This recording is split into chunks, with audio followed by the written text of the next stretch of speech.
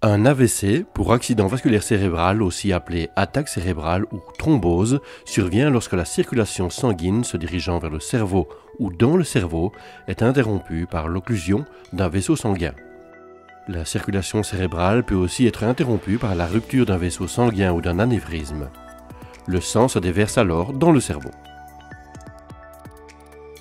Les signes d'un AVC vont dépendre de l'endroit du cerveau qui est touché et peuvent donc varier d'une personne à l'autre.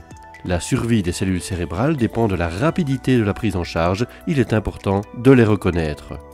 Un engourdissement ou une paralysie brutale d'un bras, d'une jambe ou de la moitié du visage.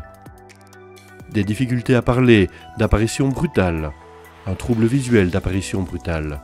Un trouble de l'équilibre, de la coordination des bras ou des jambes, d'apparition brutale. Un violent mal de tête d'apparition brutale sans cause connue. Ces signes doivent alerter même s'ils régressent spontanément en quelques minutes. Il faut se rendre à l'hôpital. Dès son arrivée aux urgences, le patient est évalué.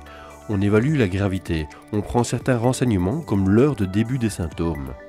Le patient est envoyé au scanner et le neurologue est contacté.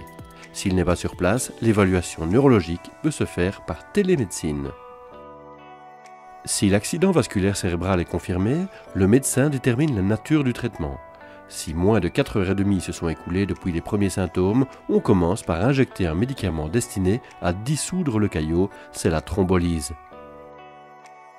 Mais dans certains cas d'AVC, le médicament ne permet pas de nettoyer l'artère qui est bouchée et il faut secondairement aller retirer mécaniquement le caillot qui bloque. De même, si l'angioscanner montre qu'il y a un gros caillot qui bouche les artères principales, on sait que la thrombolyse a moins de chances de fonctionner et on enclenche la procédure pour faire ce que l'on appelle une thrombectomie, c'est-à-dire aller retirer le caillot avec un cathéter, sous anesthésie générale. Il faut aller le plus vite possible. Si on peut aller déboucher l'artère, on peut espérer une récupération la meilleure possible. On va accéder au système artériel par l'artère fémorale au niveau de l'aine.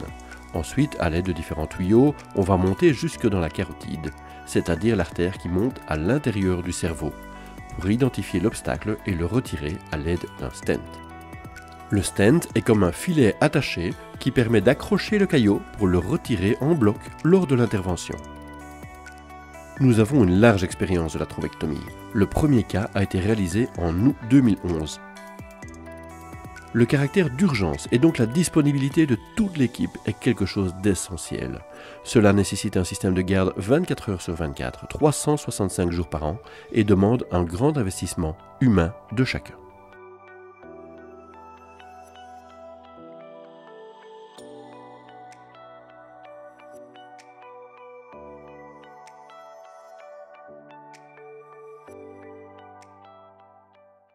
Voilà, comment vous sentez-vous? Très bien, beaucoup mieux. Racontez-moi un petit peu, vous vous souvenez de ce qui s'est passé? Oui, alors j'ai fini d'éplucher mes pommes de terre. J'ai perdu l'équilibre, je suis tombée basculée. Levez les deux bras, voilà. Fermez les yeux et vous restez comme ça. Je compte jusque 5. 1, 2, 3, 4, 5. Parfait. Vous allez juste lever la jambe. Voilà, vous la laissez en l'air et je compte jusque 5. 1, 2, 3, 4, 5. Aujourd'hui, dans mon quotidien, je marche, je parle, mais il y a quand même des séquelles neurologiques. J'oublie beaucoup, je suis vite fatiguée.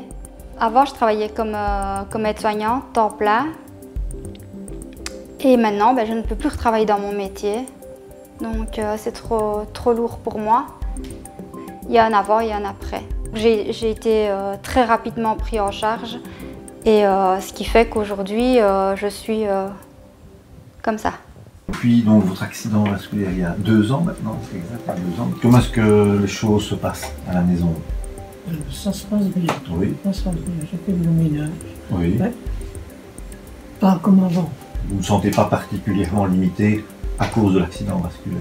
Non.